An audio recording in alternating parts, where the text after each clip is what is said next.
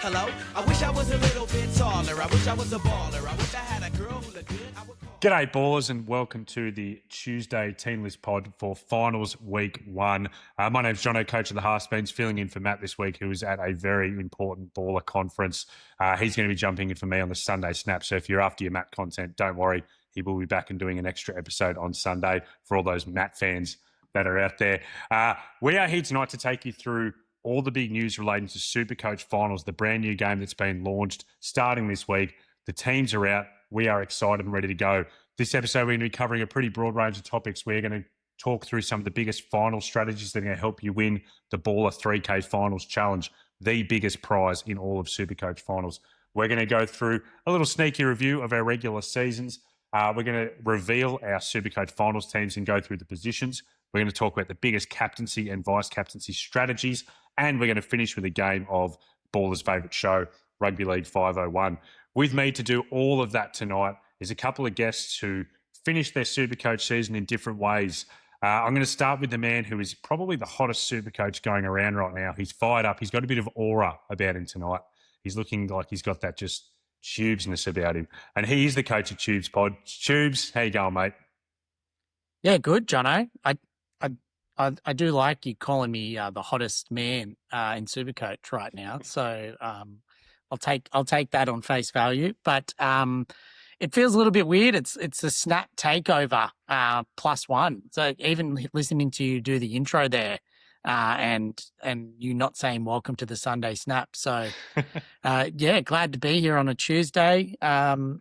Probably. I've done enough reviewing of my seasons. I've put that in the black box, and I won't be thinking about it too much again. And I'm very excited to talk about the Baller 3K Finals Challenge and the SuperCoach Finals run to come. Geez, poor producer Gramsy, who booked us 10 to 15 minutes to review our seasons in the run sheet today. Tubes is already saying he wants no part of it. It'll be short for you when you get to that part of the show, Tubes. Yeah, I mean, all the listeners, we know all the Sunday Snap listeners end up on the Tuesday. All the Tuesday Pod listeners have listened to the Sunday Snap already. There's very little that haven't, so you can check it out there for sure. Beauty. All right. Well, our other guest tonight, another great baller contributor who started out the year as one of the hottest super coaches going into the top 10 at Magic Round. And I wouldn't say he finished cold, but he didn't certainly finish in that hot streak that Tubes did. He's the coach of CMac's 86ers. It's CMac. How are you, mate? Yeah, good, Jono. I must admit, it's a bit of a hollow feeling at the end when you have the lofty heights of 6th at Magic Round and you're feeling really, really good. A couple of really, really bad decisions through the middle period of the season. Yeah, just look, little bit upset when you finish just outside the top 1,000.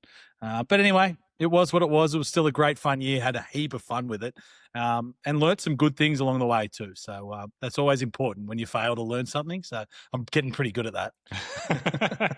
Yeah, should be primed and ready to go for SuperCoach Finals. 100%. And look, I mentioned at the top of the show, you got to get over to baller.live. If you're listening to this and you haven't done that already, baller.live, ballr.live, 3K for the winner. And that is straight up. The winner of this thing gets $3,000. No lower prizes. It's just all to the winner.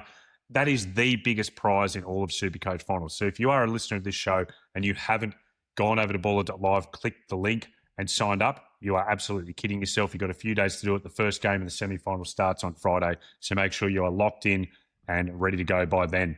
So that will be for the top scorer at the end of the final series.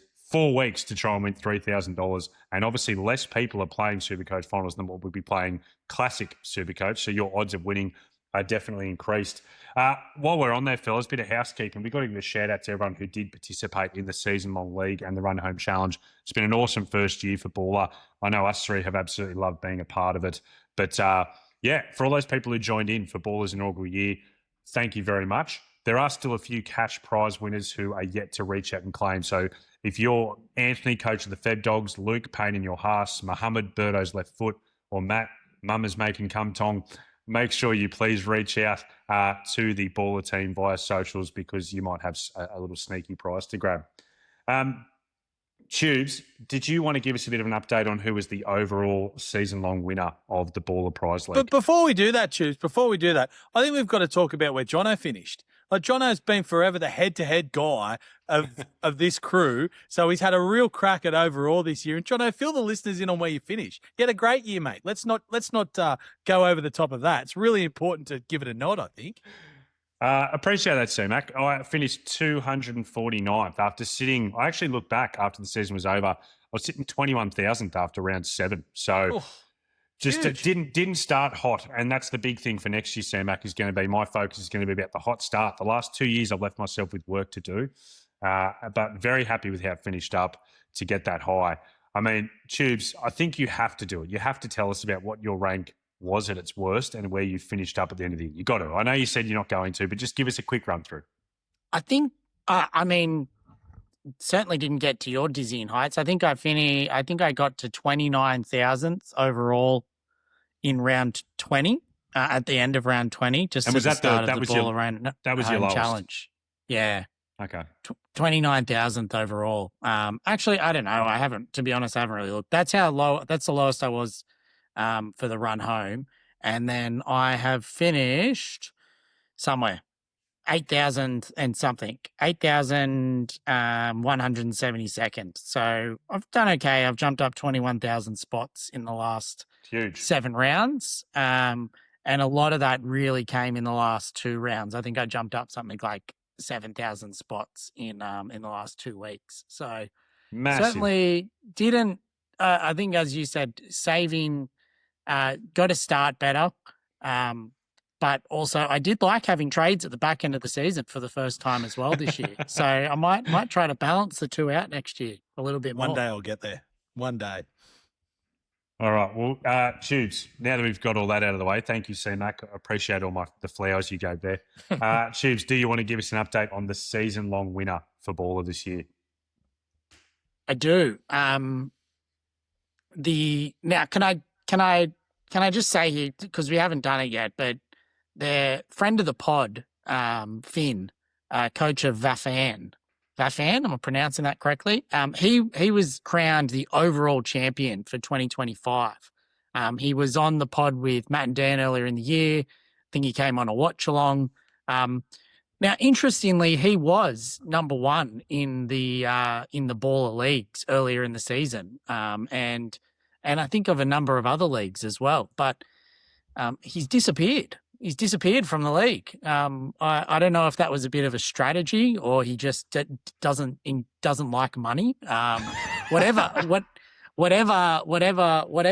reason is, Adam, coach of They Killed Kenny, is absolutely laughing his head off because he has won the baller season long league.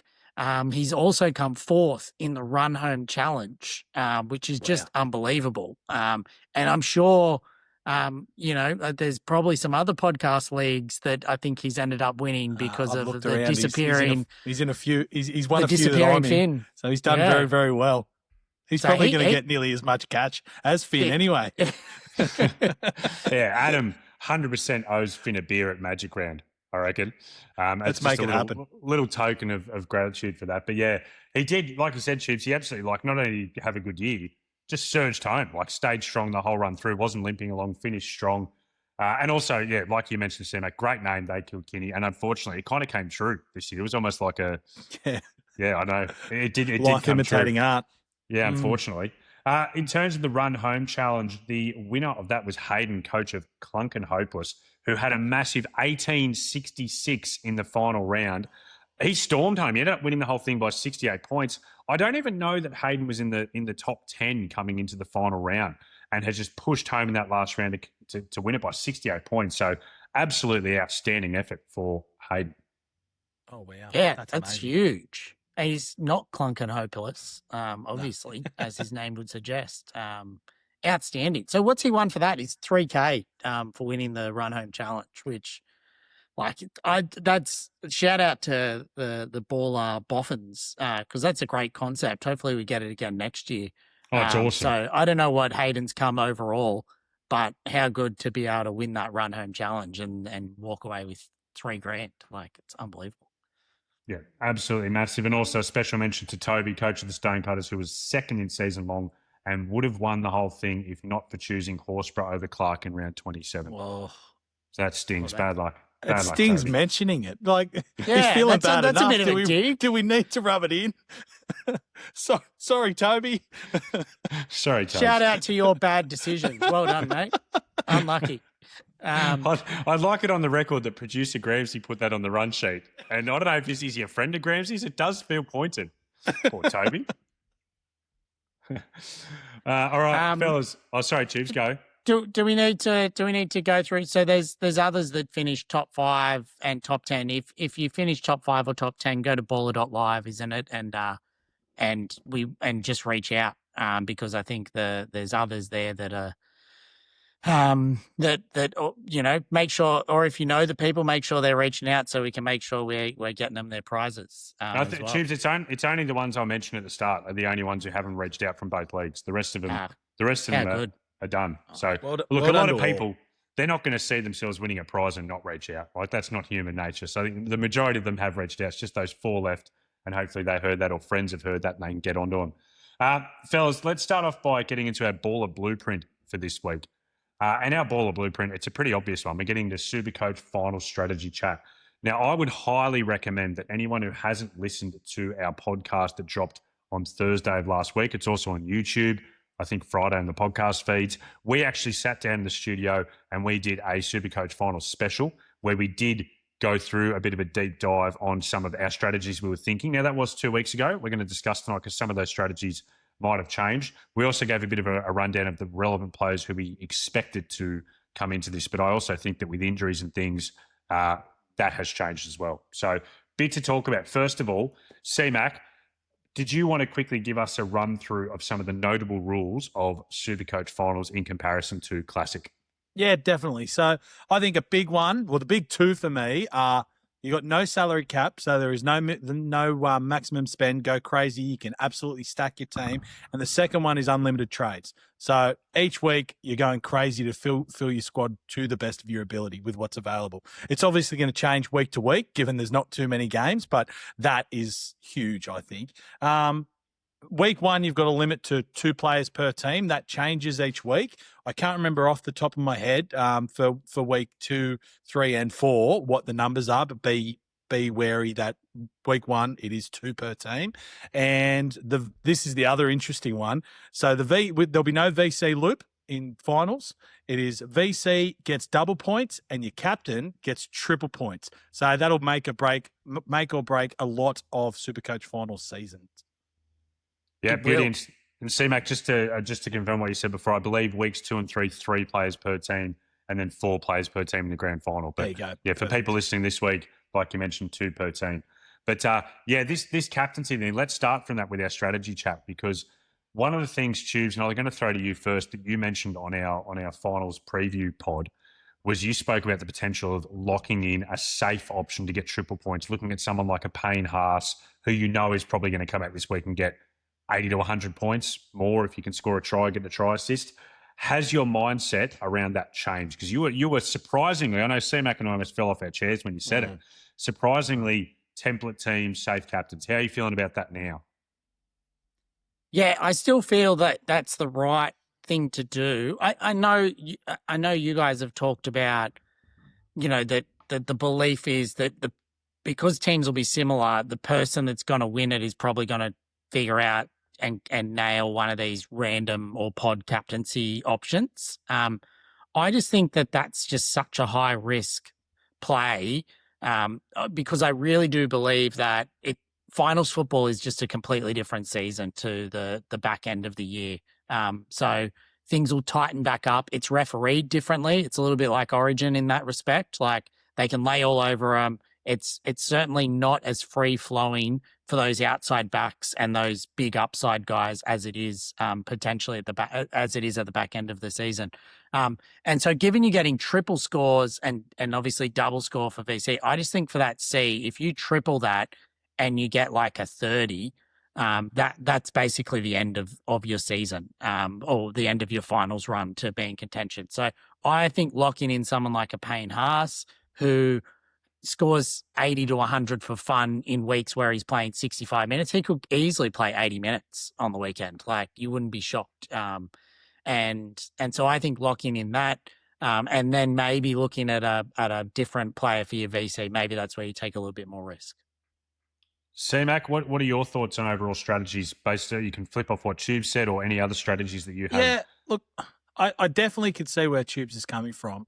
I'm probably going to go the safe play with my VC and just lock in a double points and then go big for a triple. And he's right. If you pick a Reece Walsh, who does have a 30 in his kit bag, but also has that 160, high risk, high reward there. But I just like the opportunity for that big score. So that's the way I'll be playing it. I'll be sort of looking at a halfback or a fullback probably for my captaincy, and then locking and loading someone like a Payne Haas for my vice captaincy.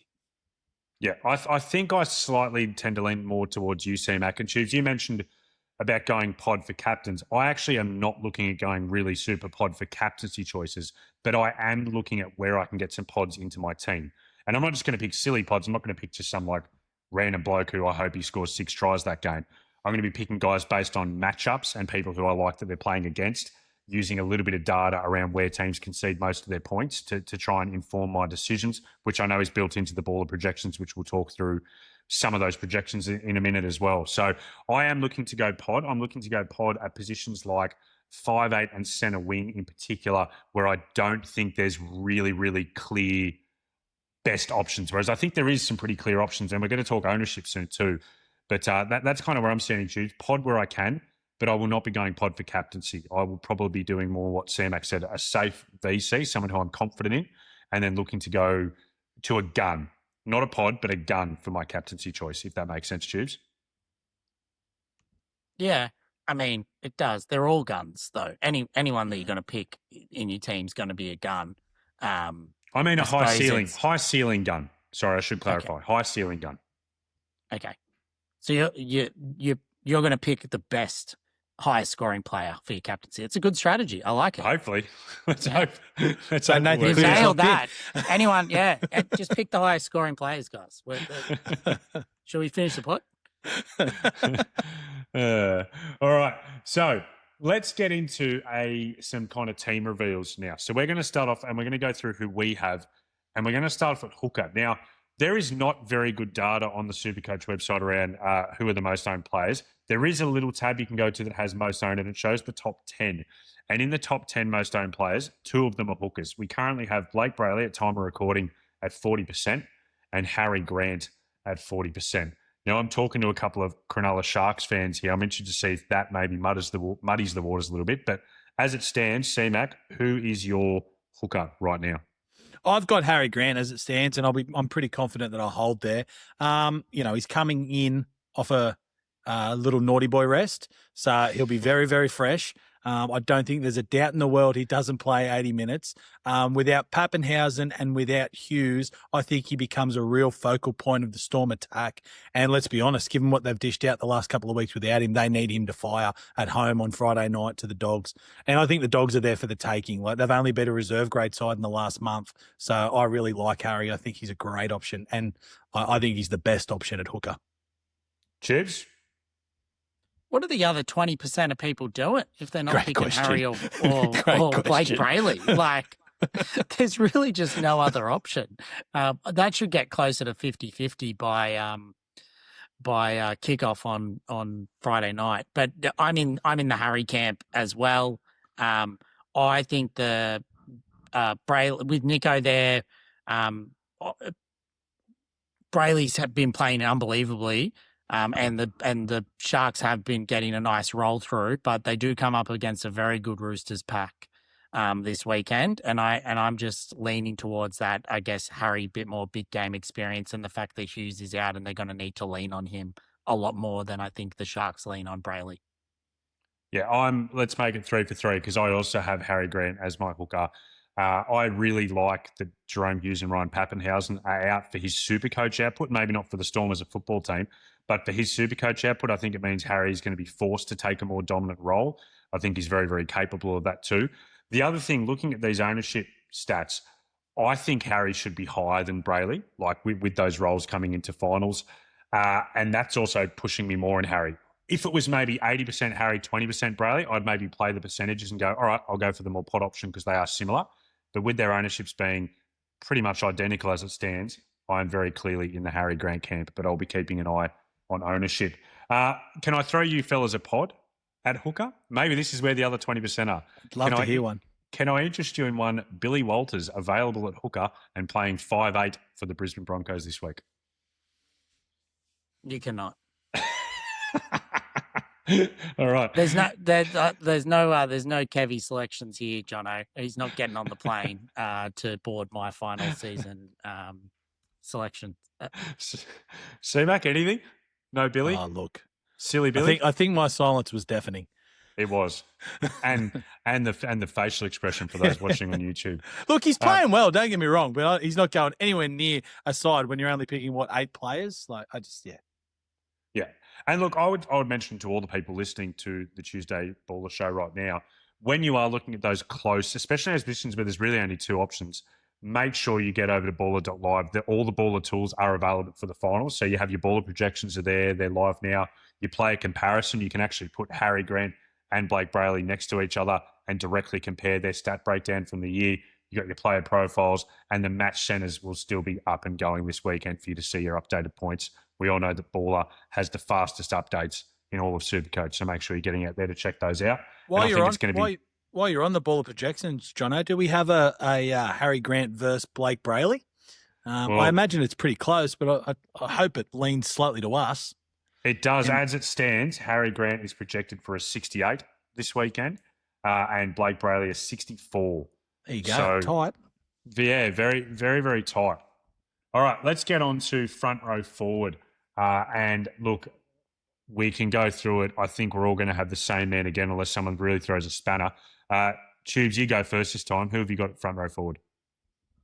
Yeah, so and when I look at the most owned, Payne Haas is 80% owned. I already talked about him being a lock for my captaincy option. So he'll definitely be in my front row forward. The interesting one for me with front row is I think that there's the option to go a second front row forward, but actually play it in your flex. And so we might get to that in a bit, but I think there's a few front row forward options. But I'm so locked in on Payne Haas. The only way anyone else is coming into my team is in that flex position. CMac? 100% agree with him. I'm all in on Payne Haas. I suppose the other options out there, Joey Taps, AFB being a do or die game for Cronulla. His minutes will likely increase, although it's not a nice bench for him. They've picked an all-forward bench, and Nicker is floating around as well. So maybe his minutes won't change. But I do like Joey Taps, but I think Payne Haas is your man in front row, locked and loaded. Yeah, I think Payne Haas should be 100% owned between flex and front row forward. I think everyone should have him in there. He's going to play huge minutes. He needs to have a big game against this Raiders pack. And we know he's the front rower who has the best upside, I would say, in all of SuperCoach because he can get attacking stats. He can get runaway tries. He's an absolute freak. Joe Tarpany, I have found to become more interesting. I will say we won't get to the flex, but Joe Tarpany's name will come up later when we get to our flex position for me because I really like him at front row forward with this news around Josh Papali'i. I'm sure you guys have seen that he went down with an ankle injury at training on Friday last week. He isn't actually expected to train at all until their captain's run on Friday, potentially be ruled out. And if he does play, it could be limited minutes. I love that for Joey Tarpany because that means he's going to take on more of a leadership role. He's going to be even more up and in their faces. And I think it can only be good for his minutes. I expect him to play around 60 to 65 minutes this weekend in this game. And his PPM this year has been absolutely enormous. So if he can get those kind of minutes, I reckon a huge Joey Tap score could be on its way. I reckon he's a fantastic option. I like that. I like that a lot. I didn't even take into consideration the Big Papa injury. So yeah, could be firming for a flex spot. All right, let's get down to second row forward then. CMac, I'll give you the new ball this time. Who are you taking at second row forward as it stands? Yep, second row forward as it stands. I think he's been the standout second rower all year. It's Huddy Young of Young Supplements. The other thing I do want to have this weekend in particular, knowing there's a 4 p.m. day game, I want 4 players in that game. I just think that's going to be the highest point scoring game of the weekend. Hopefully we get a dry track down in the nation's capital and high points, high SuperCoach points. So I'm going all in on that game. I'm going to have 4 players, 2 from each team there. But my back rower, Hudson Young, I think he's been doing the job all year. Had a bit of a niggle. His attacking stats died off. That week off will do him a world of good, in my opinion. And I think he's going to come out firing at Bruce Stadium on Sunday, Arvo. And yeah, look, I like it, CMac. I'll throw to Tubes in a second, but I will say ownership-wise, there are 2 in the top 10, but they're very similar. Hudson Young is at 35% ownership currently, and Eli Katoa from the Storm is at 34%. So less dominant than what a lot of the other players are in terms of who's the highest owned player. Obviously, those 2 account for 70%. I'm sure there's a few pods out there that people are looking at as well. Tubes, who have you got as your second row forward currently? I've currently got Hudson Young as well. All the reasons Chris gave. I was looking at a pod option, and that was Jackson Ford, who was available in second row forward, front row forward for the main season, but he's only available in front row. So with these positional switch ups for the final series compared to the normal season, you really do have to have a look into it. But for me, it's a choice between Hudson Young and Eli Katoa. I might flip flop a little bit, but at the moment, I'm looking at Hudson Young because I don't have any other Raiders in my side currently either. Let's go 3 for 3 again, fellas. It's turning into a very template pod. I have also got Hudson Young in my team. I would have had Eli Katoa. I think that Jerome Hughes, whilst I said I think it's positive for Harry Grant, I do think it impacts his upside a little bit, not being able to run off those short balls off Hughes' hip, I think, for Eli Katoa. So I think that, for me, makes Hudson Young a more appealing proposition. I also think that the Broncos, probably the weakest spot in their team is their edge back rows. So I think that even though they are a strong team overall, I think there could be some opportunity for Hudson Young to slice through in those spots close to the line. CMac, I actually hadn't even factored in the weather. I think that's a great call. Day games, we know that in SuperCoach, day games have more points. And I think that's a really smart tactic to try and stack and make sure you have 4 players in that game. And I think Hudson Young is one of the clear ones. If you're going to have 2 Raiders, I think Hudson Young is a great one to have. I did look at the weather, CMac. It's currently meant to be 18 degrees and sunny, no rain expected in Canberra. Perfect. For Sunday Arvo. So I really like it. Could you guys get around maybe a pod like Britton Nickera or Aaron Clark? Are either of those guys of interest to you too? I was thinking about Britt, and then I saw him named on the extended bench, so that erased him straight away for me. Aaron Clark's an interesting one. He's had a big year for the Warriors. I think he scored all right last week, but I think his minutes dropped a touch. I could be wrong. That just might be me. I'm hearing something in the back of my head that his minutes dropped a touch, but he, he's been a great option all year. So I could get around Aaron Clark, but I just think Huddy's the man. Tubes, what are you? Any interest? I can't get around Aaron Clark at all. Enough said. All right. Well, let's have a look at the baller projections for the back row position. So as it stands currently, Huddy Young projected for 74. So big score projected for Huddy Young. Eli Katoa is projected for a 67. Aaron Clark, a 68. So pretty similar projections all around. Obviously, Hudson Young, I'd say, for me, is the one that I'm going to be locking into my team. All right, fellas, let's get into halfback now. And the most owned player so far in SuperCoach Finals is Nathan Cleary. He is at 80%. Let's see if we can break the kind of spell we've been on of all having exactly the same players. Will we all have Cleary? CMac, start us off. Let's find out. Well, we're 1 for 1. I've got Cleary, and he's the best player in the game. He's coming off a 150 odd last week, admittedly in a day game against the Dragons, but they have the easiest matchup, in my opinion, of week 1 against the Warriors. Yeah, they got to travel. Yeah, it's over there. I get all those things, but we're talking about the Penrith Panthers here, and the Warriors have been in free fall. I just think Nathan Cleary's game is so well suited to SuperCoach Finals, whatever. I think he's going to score really, really well, and I think you've got to start with him as your halfback. Tubes, any pushback on that, or do you have Nathan Cleary as well? Yeah, I got Cleary, and I think similar to what CMac said before about the Raiders, Penrith, they've got a 2 o'clock Saturday afternoon game in New Zealand. So, and it looks like it's mostly sunny over there as well. So whilst he has the easiest matchup, you're also getting a Saturday afternoon game. So I think he's basically a must-have. Yeah, I can't push back against that at all. I have Cleary. Not only do I have him, he will be the man I have the captaincy on this weekend as well. I think for me, goal kicking Nathan Cleary, Panthers fairly well rested. Warriors really limped home. They had a soft draw on the run home and they still couldn't get the job done. I know there's always a lot of chatter. I don't know if it's actually statistic based or if it's vibe based, but there's a lot of chatter about you can't captain someone against New Zealand in New Zealand. I'm quite comfortable taking on that curse for this week. And fellas, as it stands, Cleary, I believe, yes, he is. He's the highest projected player for Baller this week with a projection of 89. So I don't think you can go wrong with Nathan Cleary. For people who are interested in using the flex position, because there are still a couple of good options at halfback, could you guys make a push? And Tubes, I'll start with you. Could you make a push for either Nicho Hines, Sammy Walker, or even a Jamal Fogarty at the flex spot?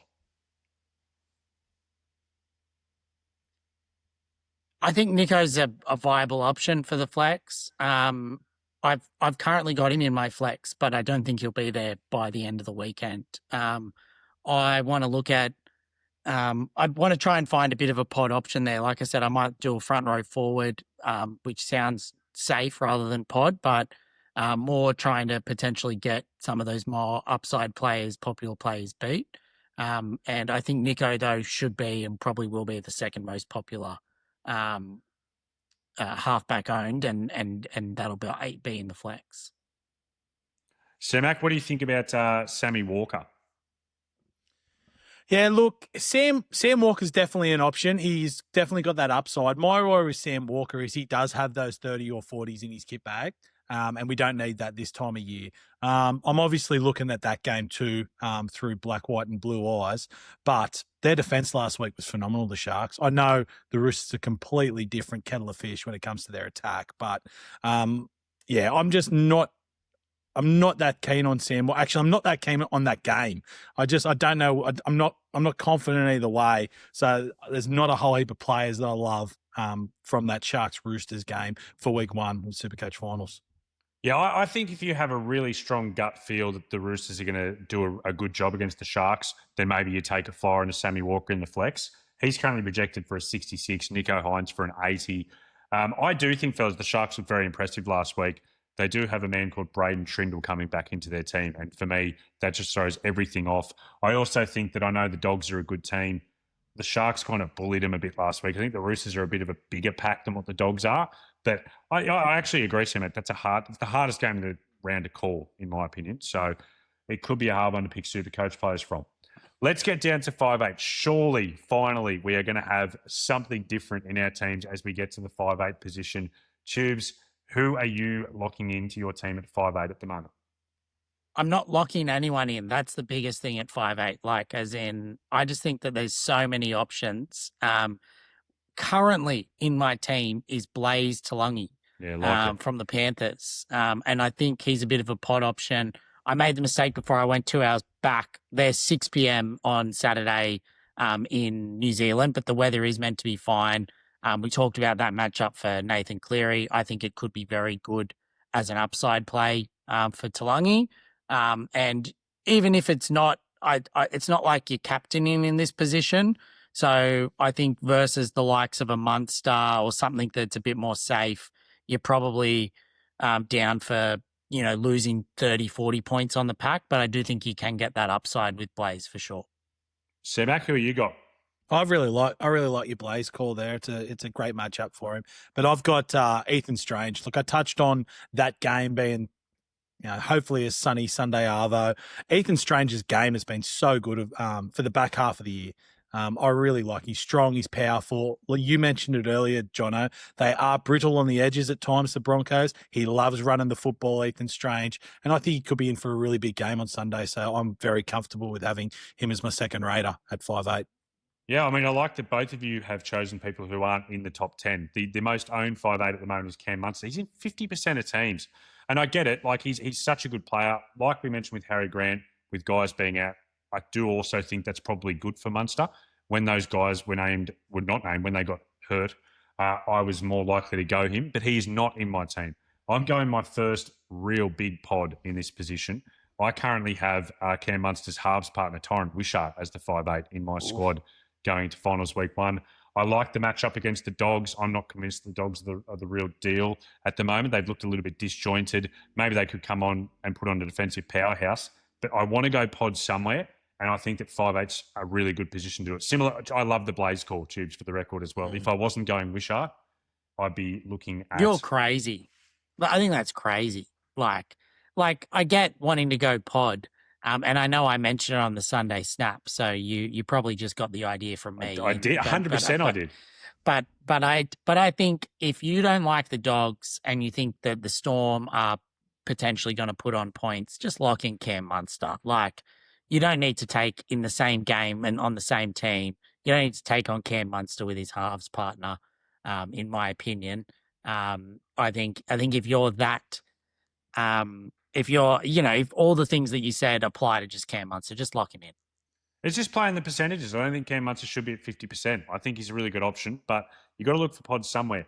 I'm not. If there's someone who changes in my team, this is the spot where it makes a change. But that's what my gut's leading me to.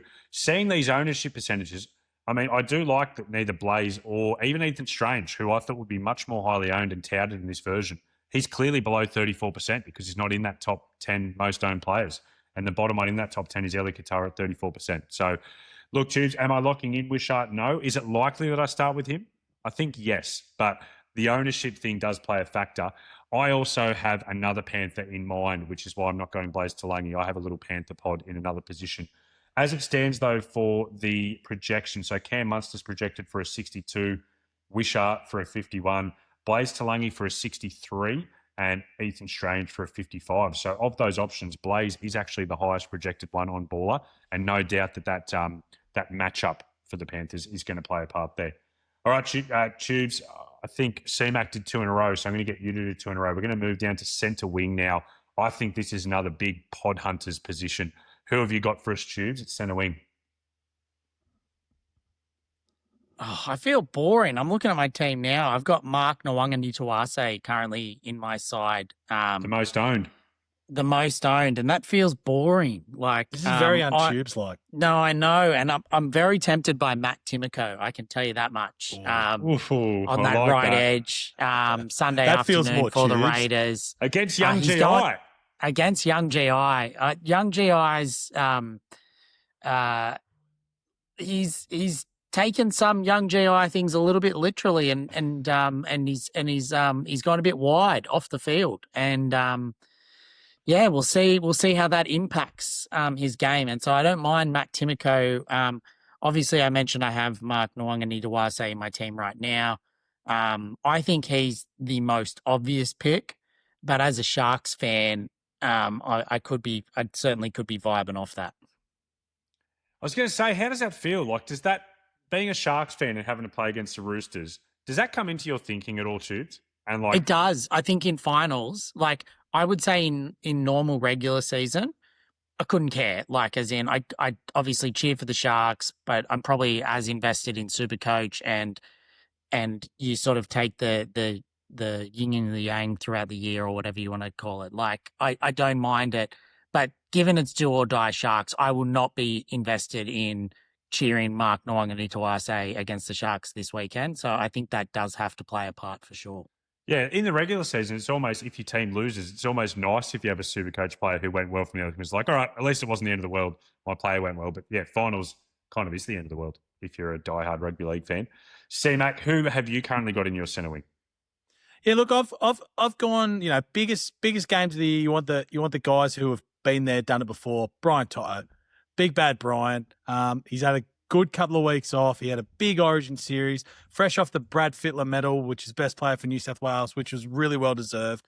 I just think he's going to be fresh. He's a big base plus power guy. I think they're going to win the game comfortably, so he could be in for some attacking stats. I know his SuperCoach season thus far, well, previously this year, hasn't been what his output has been, in other seasons, but I'm just really vibing Big Bad Brian, so I feel really good about it. I think he'll be under-owned, so I hope he kills it. Far out. That's almost talked me into him. That was such a good sell. because my current player who I've got is Casey McLean, also from the Panthers. So obviously a lot of the reasons there that applied for Big Bad Brian also apply for Casey. What doesn't apply is that huge base plus power and that massive floor that Brian has. The only thing that concerns me, CMac, and it could completely change the finals, like you said, he just hasn't been getting enough attacking stats this year, Brian. So you're confident that's going to change coming into SuperCoach Finals? Well, you're never confident of these things. I know if I was coaching or playing in that team, I want him getting the ball. So I hope that's how they feel going into the weekend. Look, the previous 27 rounds didn't really show that, but now that it's do or die, they need their biggest guns firing, and he's definitely one of their premium players. Yeah, he's very premium. You say he's convinced you. Like, I'm basically convinced too. Like, I've just looked up the baller projections. He's projecting 69. He's actually the highest projected centre wing currently across all 4 games. I've owned him at the back end of the year. I didn't even think about 2 weeks rest. Like, all the niggles fresh. out. He's a big game player. I know people talk about big game players like Cam Munster, but he's going to be getting through a mountain of work, and he only needs 1 or 2 opportunities to really ice him. So, I don't mind that as a lower risk, high upside play for sure. As I mentioned at the beginning, like in these tighter contests where I really don't think the marky marks or those that have been getting 130s, 140s are going to be getting that in the finals. He's just been moved into my team. Brian's in, Casey McLean's out. I'm still going to put the case for Casey McLean because I think he's a good pod. My thinking is the Warriors' centre pairing is quite weak defensively. They currently have Kurt Capel at the centres. When he's played in the centres this year, he has been absolutely devastated. Whoever goes against him scores well. On the weekend last week, Adam Pompey played on the left for the Warriors and Rocco Berry played on the right, which means if they keep that as it stands, Kurt Capel would come onto the right and face up against Casey McLean, which I think is a great matchup for Casey. Look, even if they flip it, I'm not that scared of Pompey either. I think it was Max Fairknife for the Dragons, put a clinic on Pompey a few weeks ago and scored over 100 points too. So whoever the centre is, I like the matchup for Casey. He's been getting a lot of attacking stats. He looks like an absolute freak of a player. But with all that being said, I loved what CMac did just there, enough that I have now moved Big Bad Brian into my team. Fellas, a couple of potential pods. If Jacob Kiraz is named to play this week on Friday night, he's in the extended team at the moment. Could you take a look at Kiraz at all? Not for me. The injury risk, it's so important with only 8 players. I want everyone fit and firing. We'll probably get to another player further on in the pod who I'm worried about injury wise. But no, if I was looking at any other pod and this or any other player that's probably less owned, I really like Daniel Tupou's matchup, particularly in the air against Sione Katoa. Both those Roosters halves have got great short kicking games. They will be peppering Katoa. So I actually don't mind Tupou as another potential option at centre wing. But I'm really worried about the injury with Kiraz. Tubes, is there a pod that stands out for you at all? Not really, to be honest. Like, you could go, as I said before, Matt Timoko, any of those Broncos outside backs could do a job. Young GI certainly could come into contention. His base has been awesome. Timoko's defense hasn't been unbelievable this year, so that's not a bad matchup. I'm just like all in on Brian To'o. I've actually put the C on him currently as well. So I'm really going down. But yeah, no, can't get my mind onto another centre wing at the moment. But yeah, I mean, there's plenty of options. You could really go through and make a case for any of them. I don't mind Ronnie Mulatalo against Mark Nwanganituase, who has made some poor defensive decisions this year as well. That left edge of the Sharks with Kaolero back is dominant, and he'll be up and about. It's definitely going to be a very contentious position and could really make or break how you go in the finals. Yeah, I think with big Mark Nwanganituase, he's currently 39% owned. I think that's way too high at centre wing. So I'm putting a big line straight through Marky Mark. Not because I think he's a bad option. I just don't think that ownership is right for me. One pod I'm looking at if Jacob Kiraz isn't named is Xavier Coates. I really like that matchup against little Blake Wilson. Put big Xavier, get a few of those kicks coming in over the top over little Blake, and I really like that as an option. And maybe even pair him up with Cam Munster. Doesn't he need a hat trick though? Like to be Might get it. Yeah. Like that's the kind of thing you're backing in, I guess, Tubes. Yeah, if it's Blake Wilson, it's not a bad. Well, still, you got to score a hat trick, but yeah, the odds are too bad for a hat trick, if you know what I mean. All right, let's get down to fullback, which is a little bit more contentious. Now, I think a lot of people are going to be probably using this position with that flex, and we can see that in the ownership already. So currently, as it stands, James Tedesco's in 68% of teams, and Reece Walsh is in 39% of teams. So that already takes us over 100%. So that shows us already from those figures that fullback is a position a lot of people are going into flex, and that doesn't even mention potential Dylan Edwards or people who are taking a real flyer on, say, a KO Weeks as well. So, fellas, let's get into our last kind of position reveal. CMac, who is currently the fullback for CMac's 86ers in SuperCoach Finals? Yeah, currently with James Tedesco. Look, Teddy's been unbelievable this year. It's going to hurt if he goes off against the Sharks, but the way he's been playing, every chance he does. Look, Reece Walsh was probably there early in the week. This calf injury that came about this morning spooked me a bit. I mentioned before I only want fit, healthy players, no injury cloud. But James Tedesco has been absolutely flying. That Roosters attack has been flying. I'm very comfortable having Teddy. He usually has a really high base anyway, so it feels very, very safe and with high upside. Tubes, what about your fullback? I'm locking in Walsh. The fact that Reynolds isn't named, I know that there's that injury scare, but goal kicking, dominant playmaker, just put 128 on the Storm, and he will be absolutely up for this. And if the Broncos are any chance of winning, he will have to have a huge game. So I think Walsh is the number one choice at fullback. I think with the goal kicking and the fact that Reynolds out, it puts his floor and his ceiling above that of James Tedesco's.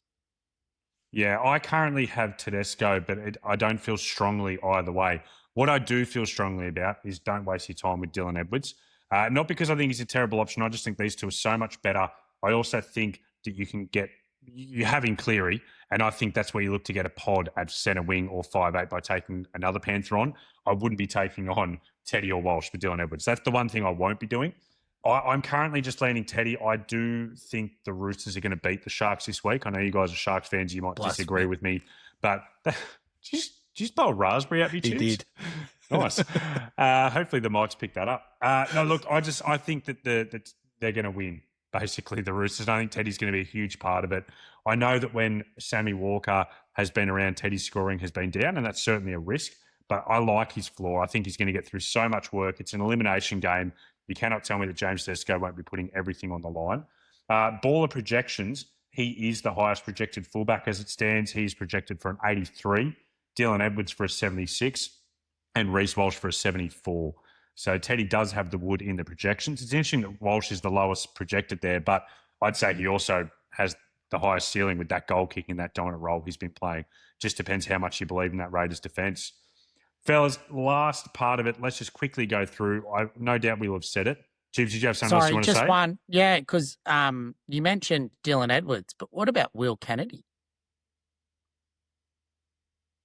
All right, let's get into our... I'll be cheering Bubba on. Don't get me wrong, but he's not coming anywhere near my team. You wanted those pod players, Jono. He'd be a big pod. I'd pick Braden Trindle before I'd pick Will Kennedy in SuperCoach Nothing Finals. wrong with Trin pod occasionally. I just want to quickly say, before we get into flex, Nick Meaney, named at fullback, available at centre wing. Not a bad pod at centre wing as well. Sorry, I was meant to say that earlier. I think he's a pretty good option, goal kicking at fullback. All right, let's just quickly run through, fellas, who we currently have as our flex. We don't need to go deep on it because we've already gone through probably all the relevant players. But, Tubes, who is your flex? Currently, I've got Tarpany, and that's running that dual front row strategy that I talked about earlier. CMac? Reece Walsh currently. If that calf becomes more than just a niggle and he's in doubt, Nico will jump in there. I want the high upside guys in my flex. Yeah, I also have Tarpany, and at the moment I have Reece Walsh completely left out of my team. That I went through a bit of a gamut of emotions when news leaked that Adam Reynolds wasn't going to be named. I was like, all right, Walsh is 100% in. Then this calf thing, although I'm also like, is this Brisbane playing Queensland Origin games? Is there even a calf injury? Flesh out. Is it completely fake? So I don't know where I stand on it, but at the moment I have Reece Walsh out of Get the the team. toilet water. He'll be fine. Especially that good, clean Canberra toilet water.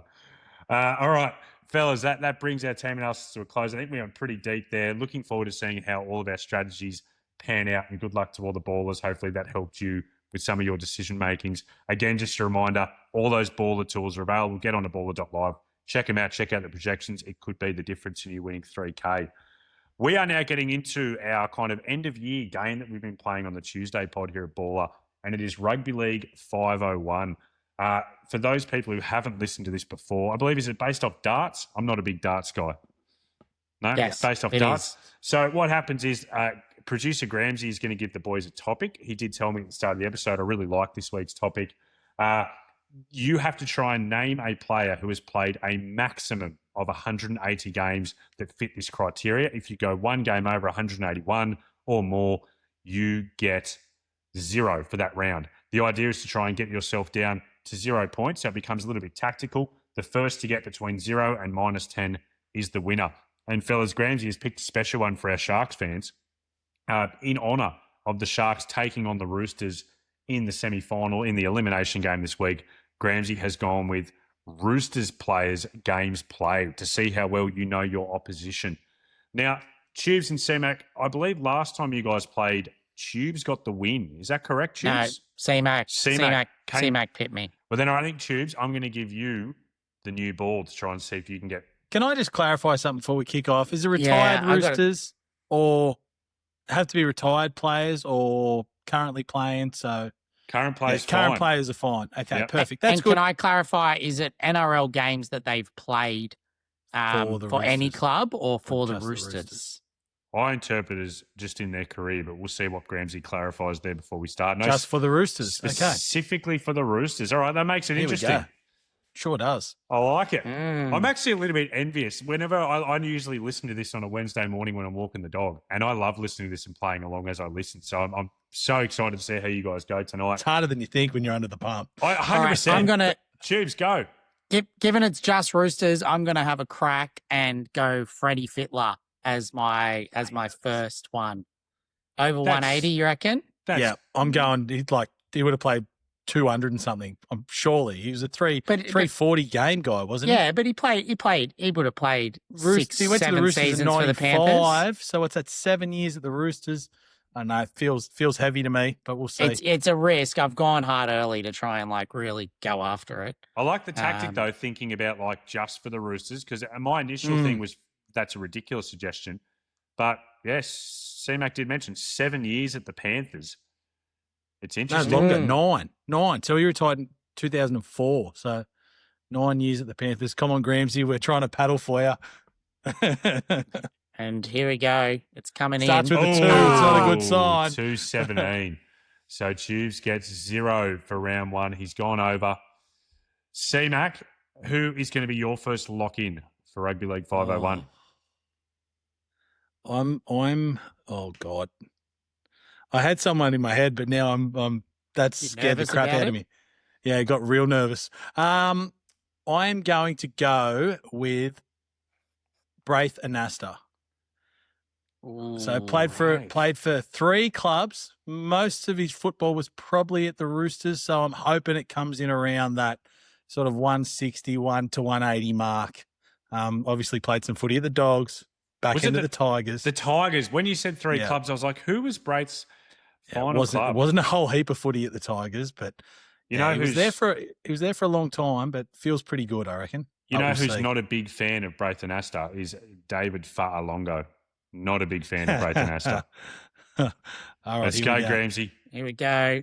147. well 147. done. I'm on the board. Very good start. Well done. Well done. Tubes, did I see you looking at a phone there while he was having his go? Nah, Yeah, he I wouldn't was be just doing cheating. that. He wouldn't be cheating. I was just No way. cheating. If he comes in on 180 here, there could be a problem. All right, hold on. Let me just check. I was thinking another dual player, and it was funny when you were saying Anasta, and it's Brian Fletcher. Played most of his career at the Roosters, then went across to the Bunnies. I reckon this is going to be within range. I reckon you're going to be so close to 180. I think this is I like either it, going to be Tubes. awesome or very, very painful. He did only play for the Rabbitohs for maybe 3 seasons at kind of the back end of his career, which means how long But must he feels like only about a 200, 210 guy. Yeah, true. Right? So, yeah. Yeah, I don't think he's a you're three. okay Well, he's here, not. He Tubes. wasn't a 300-game player. No, not a Ricketson or, yeah. Could play though, Fletch, and has some good stories out of his time at the Rabbitohs involving Russell Crowe. So it seems like Russell Crowe was a very interesting figure at the Rabbitohs. I played him in those days. OzTag. I played him in OzTag at Centenary Park once, and he was a big man. He was hard to tag. All right, here we go. Grams is coming in with the scores. Oh, wow! Jeez, Okay. I was expecting more, but that's Well, good. I You're thought on the board. I was thinking more for sure. My 125 stats on for my those phone, they're a listening. bit different. No, sorry. All right, CMac, you are in the prime position here. It's your turn to respond. Who have you got for us?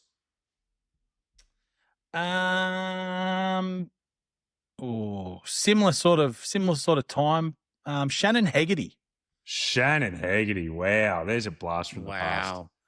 Just Another in that one who signed to the Rabbitohs for huge money, similar time. floated frame to around Fletch. a bit. Floated around a Played bit. for so the I'm hoping- Cowboys. hopefully falls in that 100 to 150. Would Shannon Hegarty be in the conversation for one of the worst players to play for Australia, or is that too harsh? Did he play for Australia? Did he? I think he did while he was at the Roosters. It feels harsh, but All I'm right. struggling to think of anyone. All right, Gramsy, Gramsy, bring it let's up. get it up. 110. A little good, strong low, guess. but I'll Too take it. good. You're banking points though, CMac. This is a little bit like SuperCoach Finals. You're just getting these high base plus power guys. They're getting you good solid scores. Tubes, who have you got for us for your third guess? Wallaby great. Ryan Cross. I really like this. This might be guess of the day. I reckon this is once between 170 and 180. Honestly, I reckon that feels amazing. As soon as he said it, I'm like, I like that. I can't believe it's funny just saying Wallaby great, but Wallaby he did play great. for the Wallabies. Yes. Yep. He was a pretty good first grader for the Roosters. Oh, he's a great player. Gramsy Ryan has Cross. Very confirmed good. Shannon Hegarty played 4 tests for Australia. All right, Gramsy, let's see Ryan Cross's number. 143. Tubes that's is way, back. that's That's a good way number, less than I Tubes. thought it would be. Tubes, I it's thought still great. I'm taking it. All right, CMac, who you got? Oh, next. All right. I'm feeling good about that sort of 2002-ish era. So I'll stick there. Oh, this one's going to be close. Oh, do I tempt fate? Yes, I do. Started his career at the Bunnies, ended up at the Roosters, probably one of the sexiest men in rugby league, Craig Wing. Yes, Craig Wing. This feels heavy now that I've said it out loud. No, This I feels don't. heavy. I don't reckon CMac because It's Craig over Wing. for sure. I reckon it's going to be tight. I reckon it's going to be under because he had a stint in Japanese rugby. He came back to the Rabbitohs. He started with the Rabbitohs. How many games do you reckon he played in his career? Well, we're about to find out. Because he's Very got to nervous, have though. played. What? He's starting with a 1. Oh, Eight. no! Oh, Oh, no. Bust. 186. Boom. Oh, All right. geez, I've opened the door now. Tubes is now in the lead, just like that. Tubes is on Wow. 233. CMax on 244. Tubes, who do you have for us? I'm going to bank. I'm just going to bank some. I'm going to go Jason Kalis. Good solid player, Jason mate. Kalis. I think he'll be circa 100 games. Something Yeah, like not that. bad. Just banking some. One of my rugby league hot takes is that I thought Jason Kalis at his peak was better than Nathan Kalis. I really liked He was long very good. flowing hair, big strong man, Jason Kalis. Not bad. Played a few tests for New Zealand. I like it. Underrated. All right, Gramsy, let's go. 84 points on the board. So Tubes is now on 149. With the right guess, Tubes could win it with the next guess. CMac, you are under the pump now. I am. What are you going to do? I'm going to try and get around that 120 range and see how it goes. I know he played a lot of years for the Roosters, also missed a lot of time. So I think this will keep it under 180. Adrian Morley. Ooh, I was thinking him versus Kalis, but I wasn't sure. I thought I he might just have feel played like a few he more missed a lot of seasons. time during suspension, due to suspension rather. I feel like if he'd have played all those games, he would have busted 180, but we'll see. Absolute gun player, though, Adrian Morley. Oh, How good was phenomenal. Frightening. Well, we got a 1. Oh, Oh, 114. Nice. All good, right. good. Feeling good about that. So score update, Tubes is on 149. Tubes has 149 left. CMac has 130 games left. So Tubes could potentially win it right now if he gets the right guess. If he gets someone, is it between 149 and 159 games? Tubes is the winner. I'm tossing up between two right now, and one, they're both coaches. And I believe both of them have sons that are also halves that play. Cole Flanagan? Shane Flanagan? No, it is. I'm thinking between Ivan, father of Nathan, or Adrian Lamb, father of. Ooh. I can't even remember his son's name. It's not quite. Lockie Lamb. Lockie Lamb.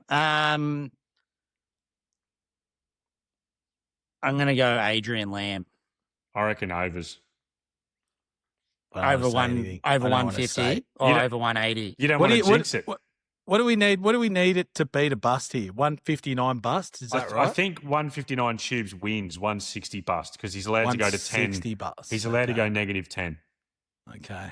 Adrian Lamb. Here we go. Has he got it?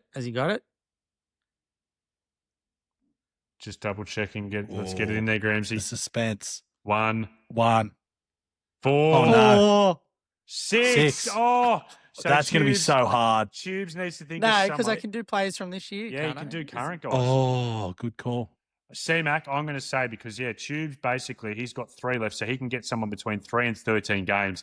He just needs to think of someone who debuted for the Roosters this year and didn't play all the time. I need someone who's played between 130 and 140 games for the Roosters. And you need to win right now or you're gone. Oh. Chris Flannery. Ooh, Overs. I feel like he's 150. Because he was a Maybe. 1. I think he's. It's all or nothing. 200 plus for the Roosters, I reckon, Flannery. Unless I'm remembering his career too fondly. Because he only played. He was a 1-club man, wasn't he, Flannery? Yeah, I don't know. I just feel like he was in that wheelhouse. I could be so wrong, and we're about to find out. But it just felt as soon as he popped in my head, I'm like, oh, I don't mind that. I do not mind that. Flannery. What have we got, Gramsy? Played a bit of Origin. He did. 1. 2, 7. Oh, you're both on 3. Wow. I'm shocked that Chris Flannery only played 127 games. Could not have been more off with my instincts. Tubes, which of these Roosters, I'm assuming you're going a current one, which kind of Roosters rookie? The only thing is their rookies have all played a few games. I know, because I thought the easiest one was Hugo Savala, but then I think he might have come in like round 12 or 13, and he's played earlier. I think he was earlier than that. Way earlier. Yeah. I picked him up in SuperCoach, and I reckon round 6 or 7. It's not super easy, is it? Tom Rodwell, he hasn't played 3 games. I don't think he's made the 3 games. No comment. Zeros.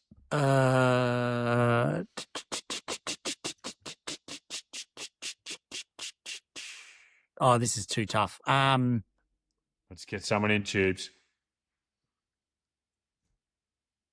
Blake Steep. Blake Steep. I think this 13, is going to be 13 overs. busts here, doesn't it? No, 13 busts. I thought 13. I thought you could go negative. Yeah, it can go negative 10. So 14 busts. Oh, tell you what, I reckon his number could be 13. Don't know. Hasn't he been in their first grade side for most of the year, especially with all the injuries they've had?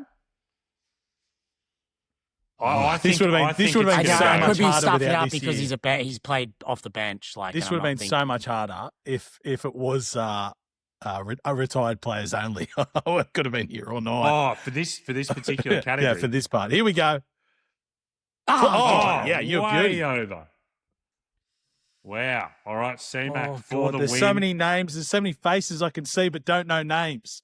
So what? I'm the same. So I've just got to get between 3 and 13. For Correct. Katie. Furketti. So, CMac, you're trying to think of someone from this year. Yeah. There might not be anyone. We might have to go back. Yeah, it's tough. Brett Papworth. I'm going back. Brett Papworth. He was a massive signing from Rugby Union back in the early 90s. Wow. I think he played 6 or 7 games over 3 years. Geez, I hope I get this right. Brett Papworth. Brett Papworth. Brett or Brent? Brett. He was on, he used to be on with Graham Hughes, Talking Sport, 1269 in the Arvos. Not a bad little commentator. But yeah, Brett Papworth. The original. He was a big signing. They let him go back to Randwick Rugby because his injuries were just horrific. All right, Gramsy. Need over 3. Brett Papworth. 7 games. 7. Yes. Well done. You can't be beat, C-Mac. Can't be beat. Wow. I should have won Brett the first Papworth. one too. Where do you pull throw Brett the Kieran Papworth Kirk from? caveat in there. Brett I'm not Papworth filthy.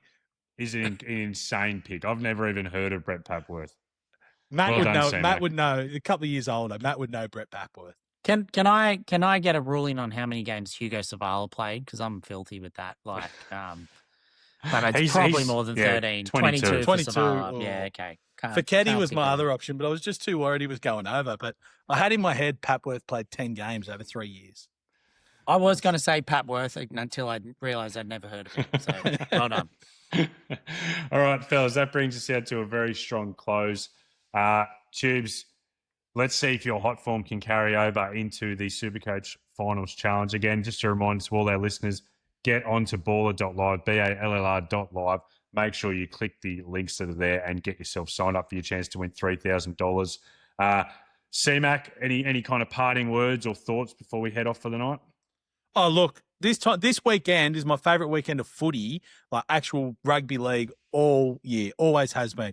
Now we get to enjoy SuperCoach as well, so I could not be more pumped for the weekend. I hope everyone's excited. Get involved.